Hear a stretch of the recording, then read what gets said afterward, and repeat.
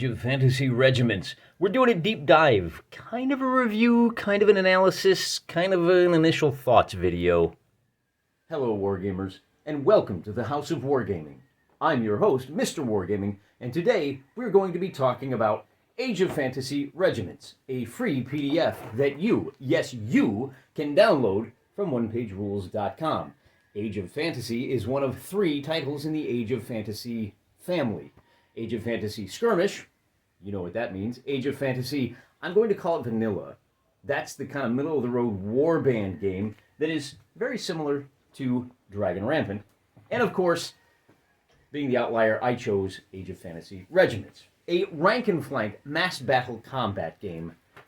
All of these games, even the science fiction, they have 3 sci-fi, 1 ship-to-ship battles, 1 kind of warbandy, and 1 large, and one of them's called Grimdark Futures, and I don't do that. I got Xenos Rampant coming. I don't need those yet. Maybe we'll get to them someday. But for today, we're going to be talking about Age of Fantasy Regiments. And in today's video, we're not going to be doing a full review. We're going to tell you what my impressions are. We're going to help you understand whether this title is right for you. We're going to delve a little bit deeper into the rules and how Age of Fantasy Regiments differs from the other 2 fantasy rule sets to help you come to a deeper appreciation for the elegance of these rules and maybe even help you put together better strategies when you play this game.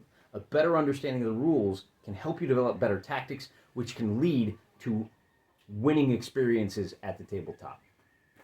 So with that said, let's start at the beginning. When you sit down to play Age of Fantasy Regiments, what do you need to play? And the answer to that question is, well, it depends, right?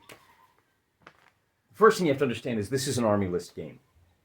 You have a lot. Now, this is the Dark Elves army list, or perhaps you've chosen the Ratmen. And you have, for the Dark Elves, you have, man, there's probably like 25 different troop types that you can purchase here.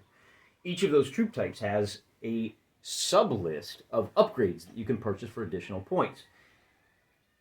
This is not my favorite style of army selection. This involves a whole lot of pixel bitching. There is an unwritten rule or a suggestion as to how to play the game that is inherent in an army list like this. For many people, this is a fun and valid exercise all on its own. How can I squeeze out the maximum utility out of whatever your points are? So the points in this case, I have 2 armies that are matched armies, and about the most I can compile at any one time is about 850 points. And for the record, we are looking at 5 to 10 cavalry in 15 millimeters, and anywhere from 30 to 50 foot. That's what you need to play this game at about the 750 point level. So be aware of that you're looking at, you can play this game at small warbands. Other channels have much larger collections. They're playing in much larger scales. I'll also warn you, I play in 15 millimeters. So when I talk about distances, you're going to want to double them all. I will use all of the 15 millimeter distances, double those if you're playing in 28 millimeters, if you're using a 4x6 table. As you can see, I've got a table that is 2x3. So with all that out of the way, we got to get back to the pixel bitching. When you tell someone, hey, we're going to play a 750 point battle, there is an unwritten assumption that you need to squeeze every last little bit of value out of those 750 points. And when you have upgrades that cost is a minimum of 5 points, suddenly you find yourself saying, well, I've got the 5 points, I guess I need a sergeant. I've got 10 points, I guess I need a banner. You don't, right? This is the kind of default assumption. It takes a rare and iron-willed wargamer to say, 750 points, these 2 armies here, I've got an army of human, they're called the Chivalrous Kingdoms, and let's go ahead and take a look at this right out of the gate. I call them the Bromans. I've got a big Roman force of 835 points. One of the nice things about this rule set is you can go on to their website and use their army builder, which generates these nice, although the text is a little small, they definitely didn't format this for us old guys who need to put on our reading glasses, but it's very handy because after you use the army builder, you've got all of the stats that you need for each of your individual units, and then you've got the special rules already spelled out for you. You don't need a separate quick reference sheet. Huge ups in my estimation, because now I've got the 835 points. Now, I build my armies to suit my collection. My Dark Elf army is 855 points. That's what I've got in my collection. Now, to be honest with you, I do have probably another 150 points. I could probably boost them up to 1,000 points, but I had to stop because my Bromans are only 835 points. And my Dark Elves, I stopped at 855. That's a difference of 20 points. That's only about a 3% advantage to the Dark Elves, but that's important. That could be important. And for a lot of people, that's a problem. I'm playing against my favorite opponent in the world. He's very handsome, he's very charming, he's very witty. I can give up 30 points without losing anything. But if you're the kind of gamer that wants to squeeze every last drop out, then this might not be the game for you. This may be a better game for you, because in a game like this, you have much less granularity. Instead of having to worry about the balance of, hey, you've got an upgrade here. Oh, where's my memory list? You've got an upgrade here called Sergeant that is worth 5 points. You also have an upgrade called Breath Attack, which I'm not sure what that is because it's not listed here. But it's pretty powerful. It's worth 25 points. Is that Breath Attack really worth 5 times as much as the 5 points for having a Sergeant?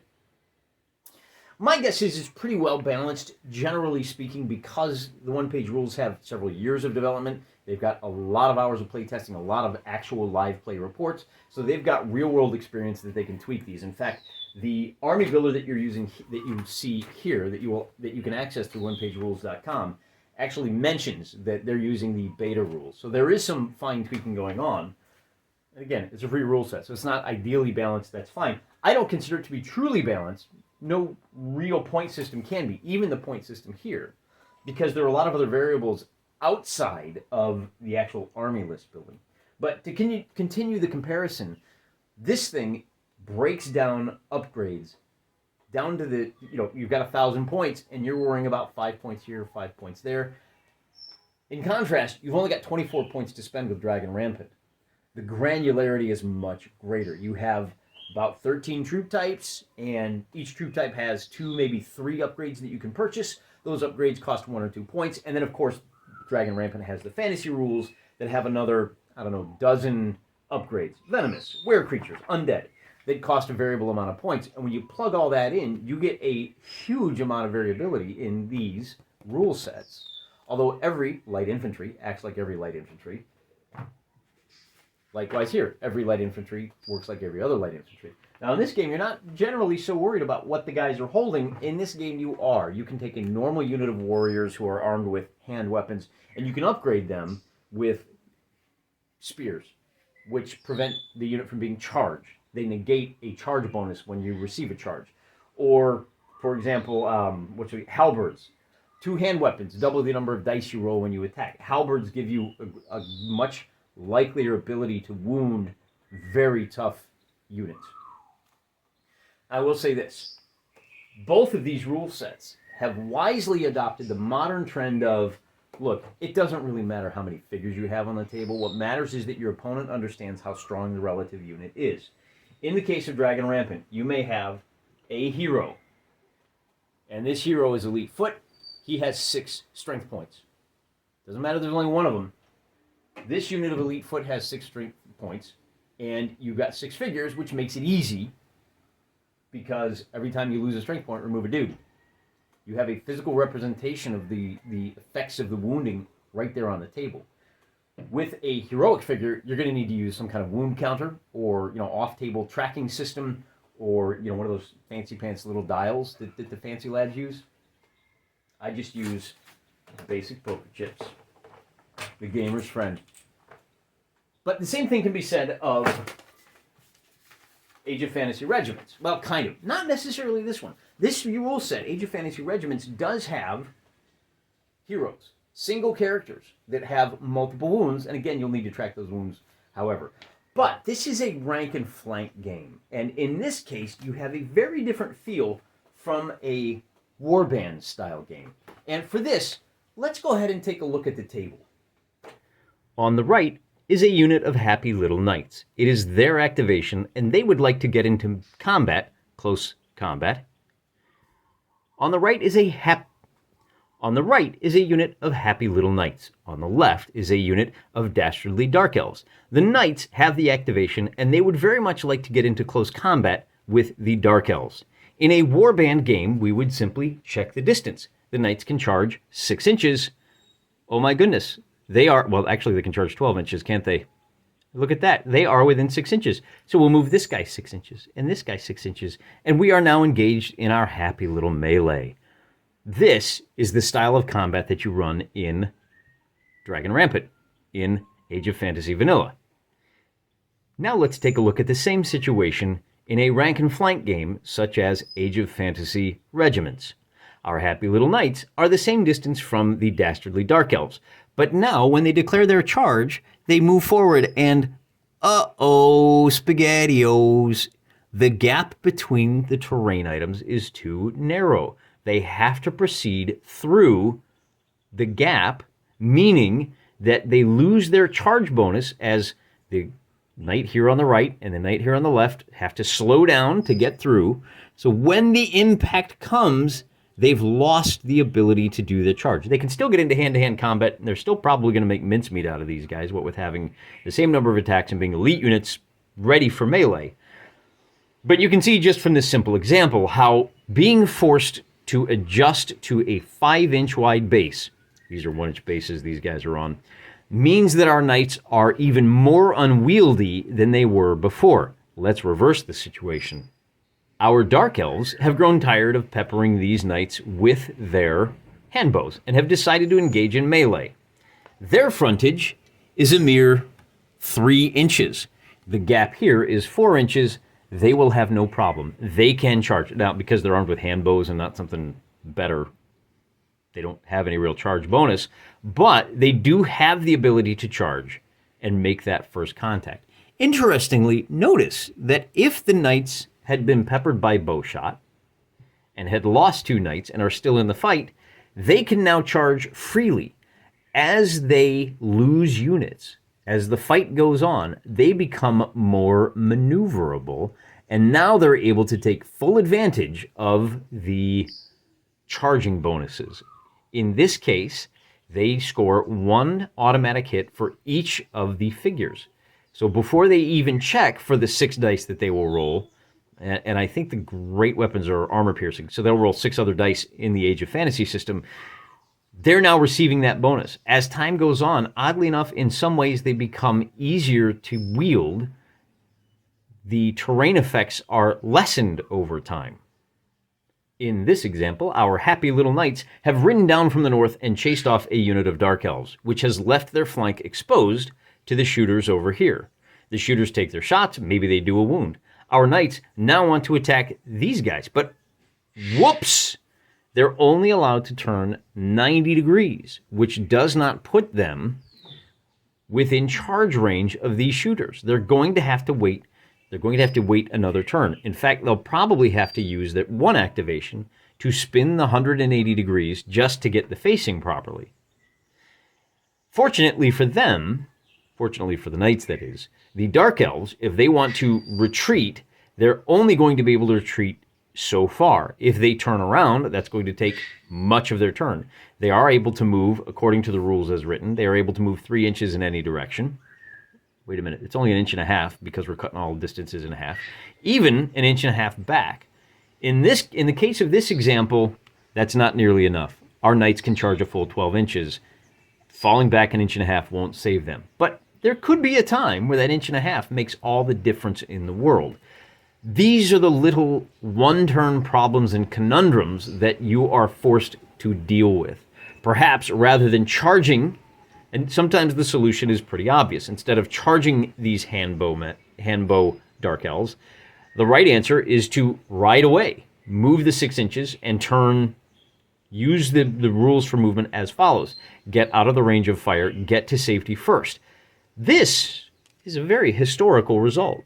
This rule set allows for that historical situation where a cavalry unit on the flank has destroyed the flank, but they've left themselves vulnerable, and they have to ride off to a safe distance, catch their breath, regroup before they can charge back in, which leads us to one of my problems with Age of Fantasy Regiments, and that is the short time frame. You only get 4 turns. If these guys spend a turn riding away and a turn positioning themselves, that is half the game. They'd better be within 12 inches of the guys shooting at them, because on that 4th turn, that's the last activation they got. If they can't get to these guys on turn 4, they're never going to get to them. But there's a deeper aspect to that 4-turn limit. Let's take a look at the battlefield from on high again. Welcome back from the tabletop. I've zoomed out so I can illustrate another feature of the rank and flank movement and the 4-turn limitation of Age of Fantasy. I have placed convenient markers. The yellow indicate the 6-inch limit of the deployment zone for either side. The Bromans in the distance and the Dark Elves on the near side. The green location is the center point of the table, 6 inches away from either deployment zone. The foot troops, if they spend turn 1 advancing from the deployment zone at all, put themselves at risk of charging by the knights, who have a charge range of 12 inches. On turn 1, you are already likely to be engaged in some form of melee combat. On the other hand, if the knights move first, they put themselves at risk of being shot by the handgunners. So I think handgunners have a range of 6 inches. Assume they're bowmen for the moment. They have a range of 12 inches. Any movement at all puts our knights at risk. This is in some ways a feature. You have to decide which of your units to move first, which ones are safe to bring up. What we have here is a bit of a stalemate. But more importantly, on turn 1, you're already getting into the bloodshed, and that may be to your preference. You may want to get to the action right now. You may favor the Michael Bay, explosions please, and I don't want to wait for them style of miniature wargaming. We are here to validate your wargaming choices, just as all YouTube wargaming channels do. Everything you like is wonderful, everything you hate is awful, and everything you do on the table makes you a very special boy. I hope you feel very validated now. However, it's worth pointing out that some people prefer the intellectual exercise of a turn or two of wargaming foreplay, if you will, playing a little bit of footsie. Hey, I have deployed my unit in a manner that is deceptive. I have put all of my guys on the right side of the table, but I fully intend to sweep around the left-hand side of the table, and I might need those 2 turns for my plan to develop. In the case of Age of Fantasy, you don't get those 2 turns. You deploy, you rush forward, that's about it. There is limited scope for the kind of deceptive deployment that other games favor.